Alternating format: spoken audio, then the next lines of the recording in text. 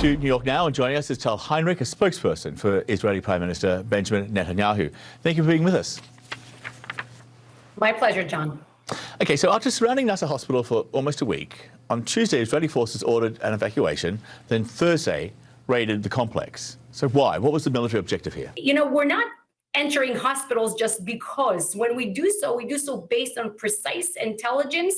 And as you mentioned, before we operate there, we announce ahead of time, give warning, evacuation order to ones who can, the people who can evacuate. Specifically in Khan Yunis, we had intelligence from Hamas terrorists whom we interrogated in Israel, and we also released this video.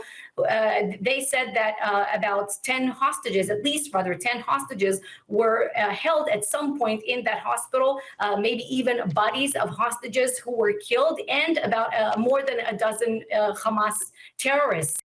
But at some point, the hostages were held there. Were there currently hostages being held at the hospital? Well, I can't talk about operational military activity that is happening on the ground at the moment, or I can't divulge any kind of strategy moving ahead.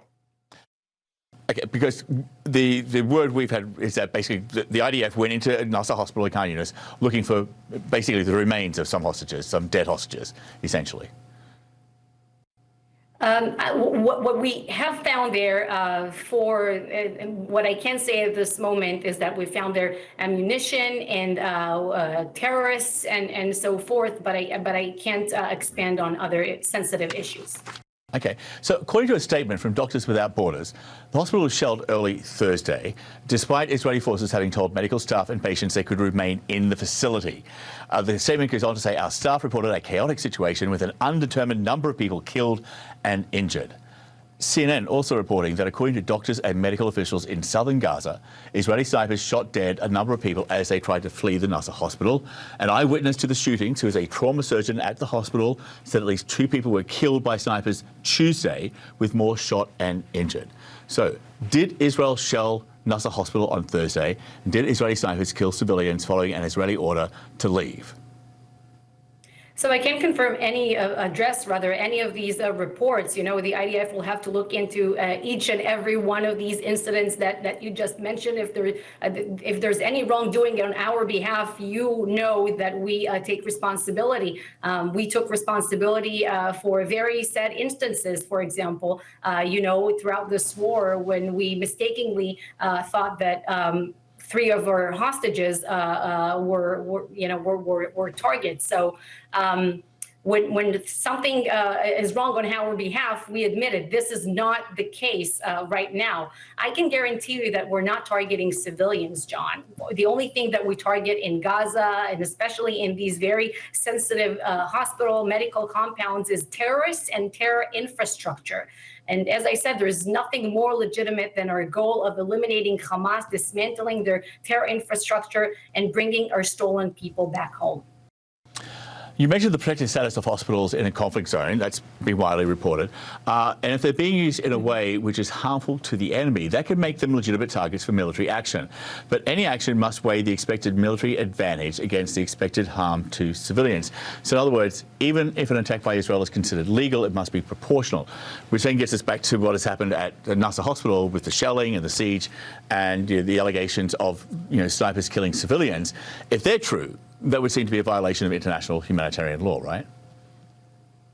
Israel is abiding by the laws of armed conflict. On the question of proportionality, I think viewers have to understand that proportionality in an armed conflict, in a wartime, means doing what it takes to achieve a legitimate military objective. And again, the objective of eliminating Hamas and bringing back our hostages home is the most legitimate, justified objective out there. Now, in terms of our operation, when you're asking me at what cost, I can tell you that we're doing everything possible to achieve our legitimate objectives at the lowest possible cost. During this ground offensive, so far, the Qatari Hospital, Kamal Adwan Hospital, the Al Rantisi Specialized Hospital for Children, just some of the hospitals which have been raided by Israeli troops searching for weapons and Hamas fighters.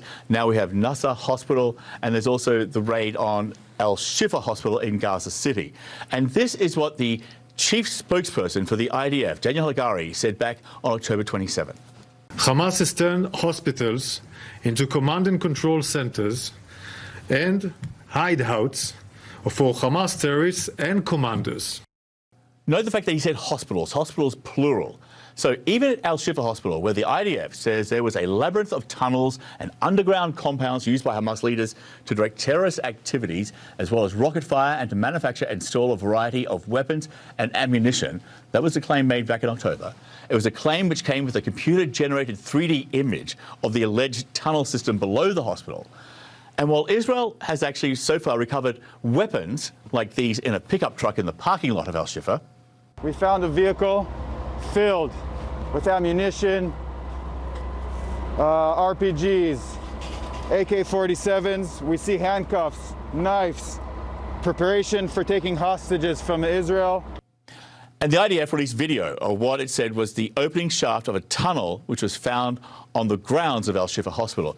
But if you put all of this together, so far the evidence which has been made public seems to come up short of supporting this claim that the hospitals or beneath the hospitals was the beating heart of a terror infrastructure used by Hamas. And if that's the case, then does that mean that the legal justification for the attacks by Israeli forces on hospitals in Gaza is also coming up short? We have presented abundant evidence of the use of hospitals all across the Gaza Strip, most of the hospitals, in fact, by Hamas terrorists for their war crimes, for their military war machine, including underneath Al-Shifa and inside Al-Shifa Hospital, the Rantisi Hospital that you mentioned, the Turkish hospital. Just a few days ago, if I remember correctly, there's another hospital in Khan Yunis, not the Nasser one, the Al-Amal Hospital in Khan Yunis, where we apprehended 20 terrorists. And while we were there to apprehend these terrorists, by the way, and dismantle terror infrastructure, we also delivered oxygen tanks to the hospital. While we operated nearby the Shifa Hospital, if you remember, we tried to deliver fuel and incubators to the hospital. So we are doing our utmost effort to avoid any kind of casualty or any kind of, suffering to uninvolved civilians while we operate in these compounds. I just want to wrap this up just to sort of bring this all together. So what you're saying is that the evidence which has been made public so far by Israel, you believe and you're saying is actually justifies the claim that the hospitals, beneath the hospitals, is this Hamas terror network infrastructure. The beating heart of the Hamas terror infrastructure has been located under Shifa Hospital and the other hospitals, and the evidence which you've made public supports that claim. Well, it's not only underneath hospitals, by the way. It's underneath the UNRWA headquarters. Right now, we have discovered. No, but I'm just saying underneath, in every almost every civilian, major civilian structure, if it's UN schools, if it's the UNRWA, UN agency dedicated to Palestinians, if the UNRWA headquarters, we found a server farm for Hamas, another command and control center. I mean, this is what Israel is dealing with is really unprecedented. Tal, thank you so much. We appreciate the answers and appreciate you getting into some detail for us with that as well. Tal Heinrich there, spokesperson for the Israeli Prime Minister. Thank you.